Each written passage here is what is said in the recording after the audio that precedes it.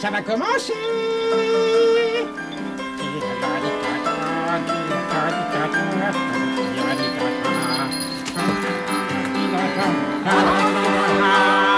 C'est la caverne d'Abracadabra, c'est la caverne d'Abracadabra. Entrez dans la danse, la magie commence dans la caverne d'Abracadabra. Ah, voilà ton truc. Oui, Un tour de carte pour toi. j'adore les tours de cartes. Prends-en une, Je peux prendre une carte? celle que tu veux. Je peux croquer? Oui, oui. Oh là. Voilà, ça y est. Attends, Oui, on va la montrer à nos amis quand même, tu veux bien? et regardez bien, hein. Moi, je ne la connais pas. On la remet dans le jeu. Oui. Et maintenant, je vais te montrer toutes les méthodes qui existent dans le monde pour retrouver une carte. Regarde bien. Oui. Française. Ça, c'est une méthode qui est très utilisée pour la belote, que nous pratiquons beaucoup. La méthode italienne. Sicilienne, exactement. La méthode indienne, une méthode toute en finesse. Et la méthode américaine, c'est celle des joueurs de poker. Il y a aussi la méthode écossaise. C'est très spécial, je te préviens. En effet. En fait, c'est la méthode qui a été adoptée par les Anglais. Ah ben moi ça se connaît. Comment tu connais? Ah ben la méthode anglaise, je connais. Ça se fait avec le chapeau. Oh là, chapeau, dis donc. Tu Regarde. permets? Et regarde. On bat les cartes avec les oreilles, tu vois, comme ça. Oui. Bien. Et ben, moi, maintenant, si tu le veux bien, je vais te montrer la méthode russe avec 32 cartes. Attends, je retiens un petit paquet. À peu près 32, mais il vaut mieux vérifier. Ah, vous avez entendu 33, j'en retire une. La méthode russe, c'est une méthode d'équilibre. La méthode mexicaine est une méthode qui ne sert absolument à rien. La méthode argentine, d'une main. La méthode péruvienne. Suédoise, où on prend un paquet dans le milieu du jeu pour le placer en avant des deux autres. Ça c'est des siffelles. Oui. Et la méthode danoise. Mais si on reprend le reste du jeu, alors là, avec deux moitiés, on peut pratiquer la méthode espagnole. Olé. Olé! Bah dis donc, tu t'y croirais, toi, en Ah, Espagne? ben, moi je connais la méthode espagnole. Moi c'est avec un éventail, tu vois. Tu fais ça comme ça, et puis voilà, c'est ça, voilà. Olé, oh, Olé. Arrête, laisse-moi continuer mon tour parce que je sais plus où j'en suis avec toi. Ah oui, je vais te montrer la méthode la plus difficile du monde. C'est la méthode japonaise. Regarde bien. Je jeu d'une main et j'arrive à imbriquer l'un des deux paquets dans les autres cartes, toujours d'une main, comme ceci, pour que les cartes ensuite se retrouvent normalement en un seul paquet. Mais la méthode la plus invraisemblable restera toujours la méthode chinoise. C'est très spécial, regarde bien. On place des cartes dans un sens et des cartes dans l'autre sens. Alors à la fin, évidemment, on en voit d'un côté qui sont de face et de l'autre côté qui sont de face aussi. Et maintenant, un geste, et si on étale les cartes, regarde bien, toutes les cartes se retrouvent dans le bon sens, sauf une carte qui se trouve à l'envers. C'est certainement la carte que tu as choisie. Ah Le bah 8 ça. de pique. C'est pas vrai. Mais attends, regarde, tiens, moi je vais te montrer mon truc. Moi, ça, c'est le mélange chinois, tu vois. Avec un saladier, puis des baguettes, et puis tu brasses comme ça, ici, comme ça. Voilà, c'est ça. C'est pas difficile comme ça, Gérard, hein?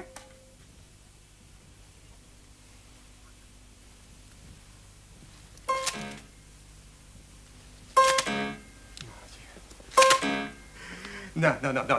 Garde la pause. La pause. Comme ça. Comme ça, la pause. Voilà. C'est pas vrai.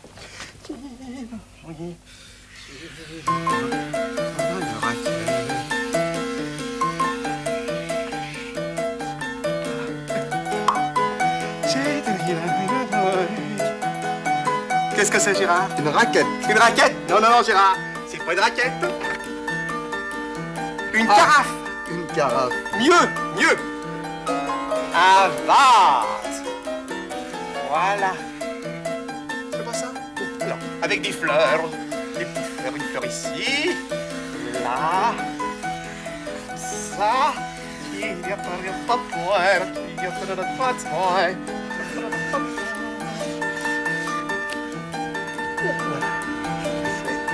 c'est? Ça, Ça. ça c'est la queue d'un éléphant qui fait la planche sur le dos. Ah, oui, c'est sa trompe. C'est sa trompe. Voilà. Pouvez aussi me dessiner un œuf, s'il vous plaît? Un œuf. Oui? Alors ça, je vais essayer. Alors, c'est un œuf. Là. Oui, là. Là. Mais je ne vois rien. Prenez-le, Gérard. Là? Ici, là.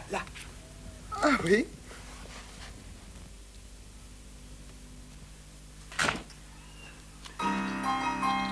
Sorry, Tito. Oh! Een uf. Uf dan. Ein. Boom! Een uf. Ein tafeltuin. Ein. Oh! Tafeltuin normaal. Tuin. Nein! Een been. Aftuin. Een uf. En la journal. Een tafeltuin.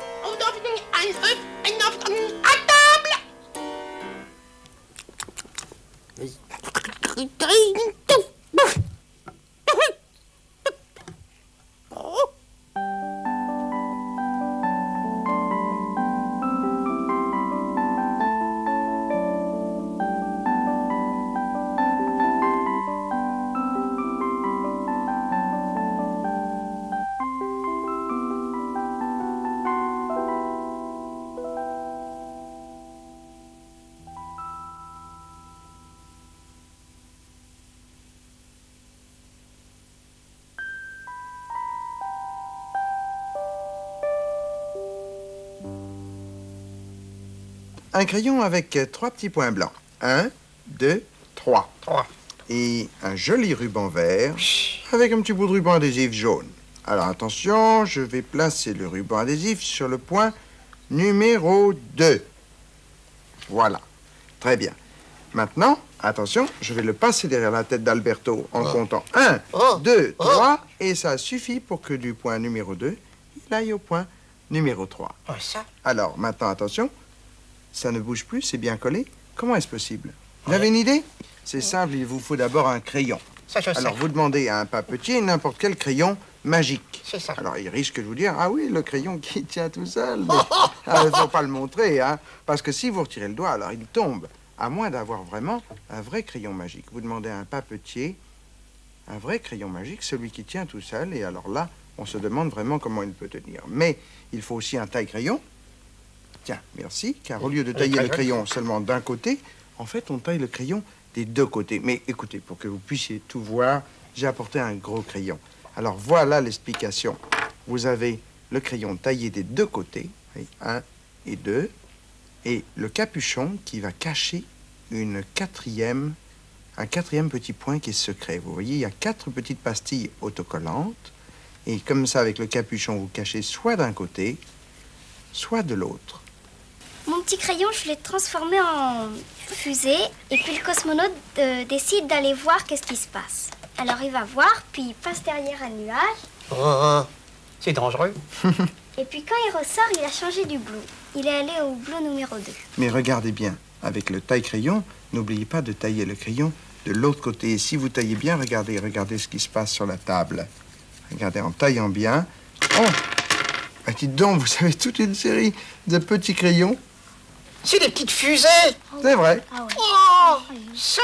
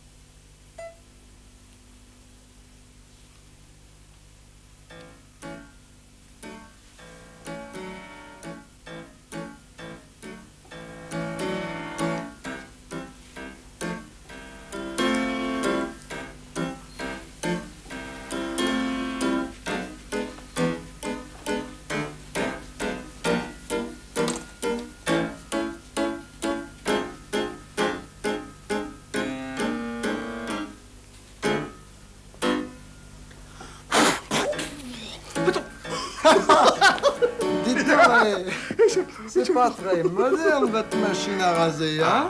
Bon, on en a une électrique. Ah bon? Oh, mais ça, Ça, c'est une machine à raser? Électrique. Et ça fonctionne. On peut essayer sur Ah vous. ben, je voudrais bien voir ça, alors. Venez, dedans. Venez voir. c'est très très bien. Allez voir. Bravo. Dites donc, vous trouvez pas ça un peu dangereux? Ah, si vous entrez, on enlève les lames. Vous voyez voir ça. Ok. Ça va? Vous allez voir. On est d'accord? Alors, on enlève les lames.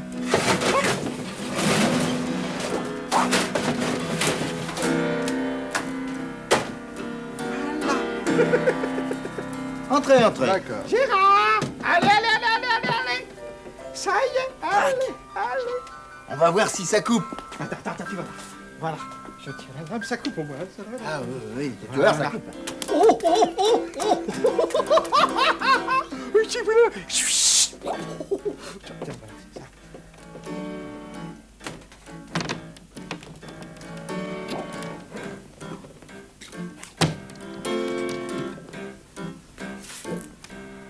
Hé, Gérard!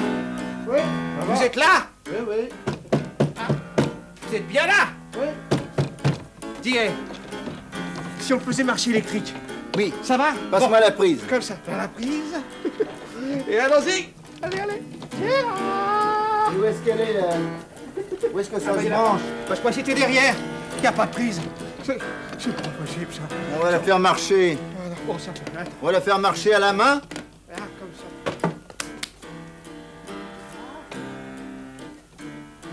Là. Gérard! Vous sentez, ça vient, Gérard. Voilà. Là. Allez, là. C'est ça. Là. Allez, vas-y, vas-y. Ça veut lui couper les pattes. Il a les jambes coupées.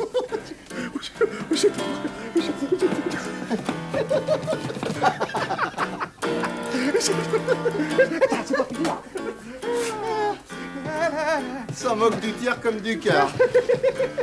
Oh, ça fait une bonne tranche, là. Ça va, Gérard. Gérard? Gérard. Il est, attends, il est bien là, hein. Gérard. Tu crois qu'il est tout retourné? Oui, oui. Voilà. C'est Gérard. Gérard? Réponds pas. Faut qu'on regarde. D'ailleurs, 4, Attention. 5, 6 petits Gérard. C'est petit Gérard, on va voir, hein. On vérifie. Attends, voilà. Enlève la main. C'est ça, voilà. 6. Voilà, attention. Voilà. Voilà. Comme ça. Là. Là. Là. Laisse-moi comme ça. Ouvre ça. Voilà. Ah bah bravo.